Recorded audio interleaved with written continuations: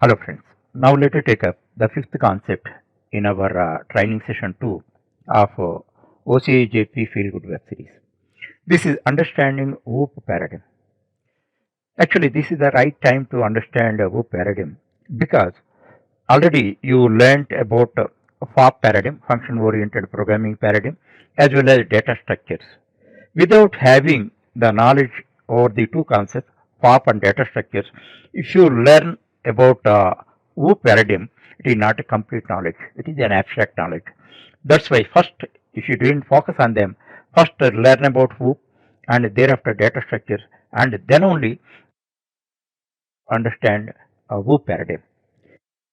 Already I told you, FOP is the subset of WOOP.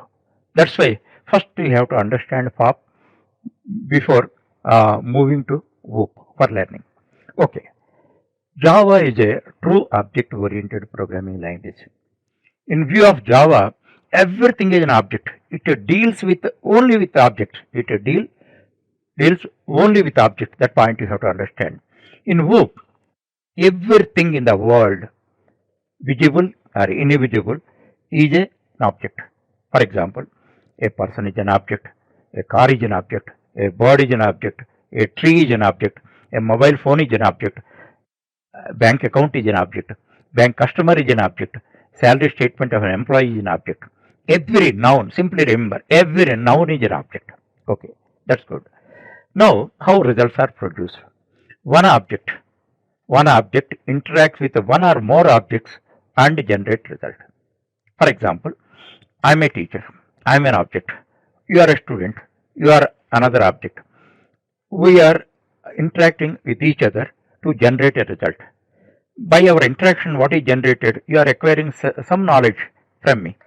Thereafter, a car is an object and a driver is another object. A driver interacts with the car, by that a result is generated. In the same manner, let us take a bank customer. Bank customer interacts with a bank account, by that he generated result. How? He may deposit amount, he may withdraw amount from the account, he may close the account, etc. and all that. So this is the way one object, always remember that one object interacts with one or more objects to generate results. That's why we have to have perfect understanding over object. Object means you always think of some physical thing. As far as WOOP paradigm is concerned, not only physical things, how you treat a person, in the same manner you have to treat a bank account, mark statement or salary statement, etc. and all that. For that, some time is required. Once you start doing programs, easily you can understand. But before that, all essential features of WOOP paradigm you must understand. As I told you already, Java is a true object-oriented programming language. That's why any Java program is constructed using objects, one or more objects. So, object is a building block of a Java program. That first point you have to understand. Any object in the world is a real thing. Any object means don't think of physical things only. Any object means a person, a car, a mobile phone, a mark statement of a student, salary statement of an employee. All these are objects. All these are objects. Those are real things. Those are nouns. Those are real things. Okay. Whatever real thing you require, what is the essential prerequisite? The corresponding blueprint is required. You want to construct a building. What is the essential prerequisite? First you have to get ready the blueprint. Blueprint means don't expect that in technically. You must have a clear idea. It may not be on paper also. That is blueprint. First, wherever object is there, the corresponding blueprint is required. The corresponding blueprint is called class. So, the building block of every Java program is object. Object or objects. So, these are real things. Whenever a real thing is required, the essential prerequisite is first you have to develop its blueprint. Its blueprint is called class. Class. That point you have to understand. Here one tip I have to give you. Whenever you want to write a Java program like this and all that to perform a task, first what you have to identify which objects are required to get result out of, to perform this task. Suppose you identify A object is required, B object is required, C object is required. Three objects are required to perform this task. First to identify. Thereafter, in order to create an object, what is required? Class A is required, it's a blueprint. Class B is required, it's a blueprint. Class C is required, it's a blueprint. Okay, that point you have to understand. First you have to identify objects, and whenever you are writing programs, you have to start with classes. This point some of you may not understand properly. Whenever you are writing one object oriented program, you definitely understand without scope for doubt. Okay, now we see one example I give you. Actually, room is a class. It is a blueprint. From room means what strikes your brain? Actually, three properties. What are that? Length, breadth, and height. So, room is an abstract thing. Room. What room? You ask. Then, from that, what you can generate? You can generate living room or a drawing room, study room, bedroom, kitchen room, bathroom, etc. and all that. So, a room is the blueprint. From the room, how many rooms you can produce? Drawing room, bedroom, study room, kitchen room, bathroom, etc. Rooms you can produce. Then understand, room is the class and remain rest of the things are the objects. Those are the real things. In the same manner, one more example I give you. Bank account. Bank account, if you take, that is abstract. Bank account means which bank account? Thereafter, different types of bank accounts are there. CD account is there, SB account is there, RD account is there, OD account is there. These are the objects. Bank account is an abstract, it is a class. From that, what you can generate? CD account, current deposit account, SB account, recurring deposit account, or overdraft account, etc. and all that you can generate. Those are objects. Otherwise, one more example I give you. Animal. Animal is a class. It is abstract. Can you draw the picture of an animal? No. Then, because it is abstract, animal means certain features are there in your mind. From animal class, what you can generate? Cow, monkey, horse, dog, cat. These are specific. If I ask you to draw the figure of a dog, you can draw because it's specific. It is a real thing. Animal means abstract. Cat figure you can write. Animal you cannot write. That is abstract thing. That's why class is known as abstract data type. Actually, many people do not know the meaning of it. Just simply use that abstract data type. Why it is called abstract data type means that is the reason. Finally, one more example I give you. Fruit. Can you draw the figure of fruit? But you know what are the character properties of a fruit. But you cannot draw the figure of it. But what you can write? From fruit, which object can be instantiated, created? Orange, apple, banana, etc., pineapple, etc. Fruits can be generated. That means fruit is the abstract thing, abstract data type, or that you can call a class. And from that, n number of fruits can be generated. Room is abstract. From room, many types of rooms. Drawing room, study room, bedroom, bathroom, kitchen room, etc. can be created. In this manner, first we understand that. Actually, otherwise, it is very difficult to face interviews, and in interviews, these questions are asked. Now we see. Now, two terms I explained. One is class, second one is object.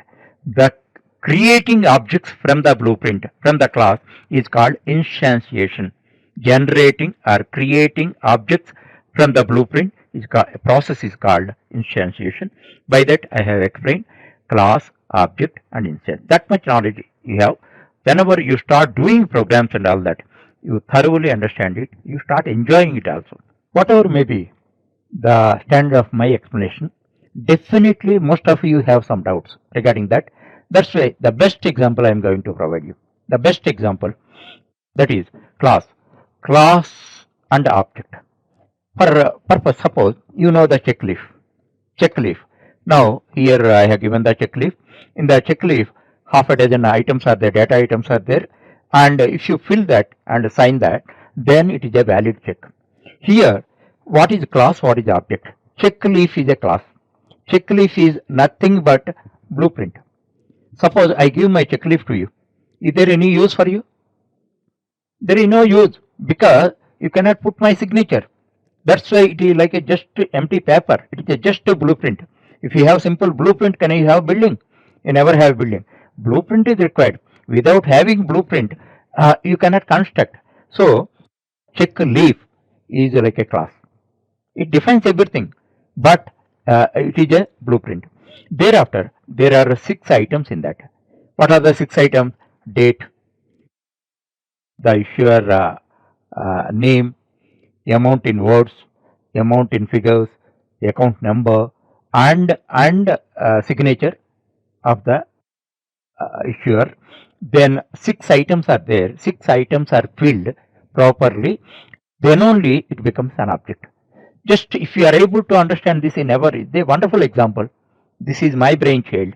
That's why I am telling you.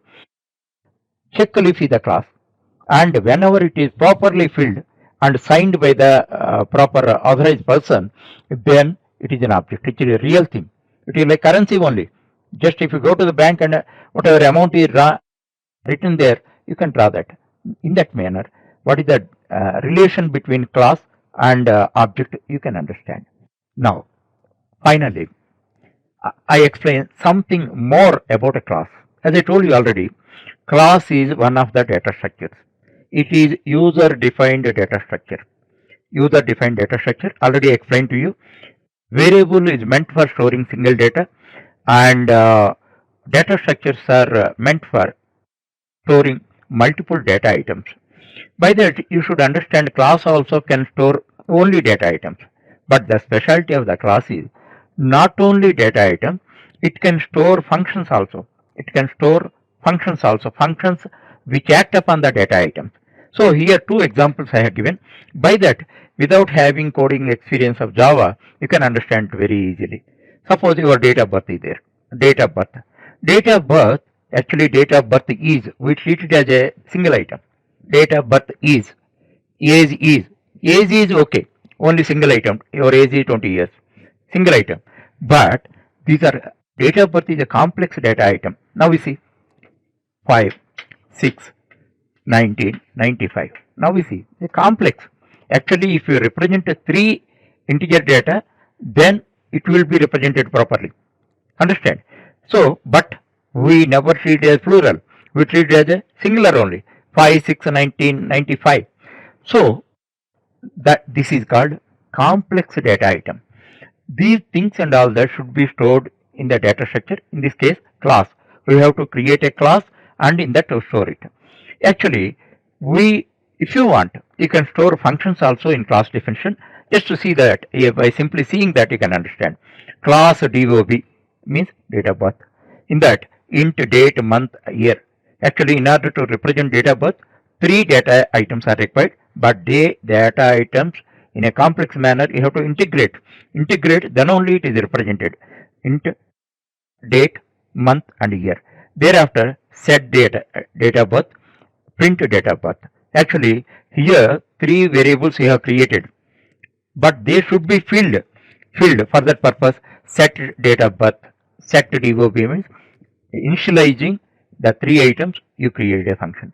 This is part of the class only, part of the class definition only. Now we see class definition, DOB. This is its body.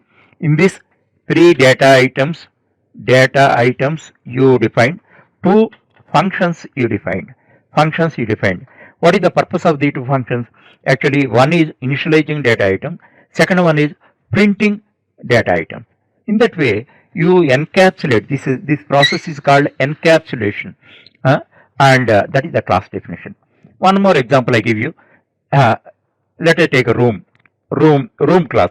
In the room class, normally what properties are there? Length, breadth and height. 3 properties are there. Here, calculate floor area, calculate 4 walls area, and print room dimensions. Like that, functions you can define. That means what is the specialty of class data structure is class data structure contains or holds not only data items but also functions which act upon data items. Whatever extent you understand, that extent you understand. Later, when you are writing programs and all the next training session onwards, you write object oriented program, then you can have 100% understanding over this.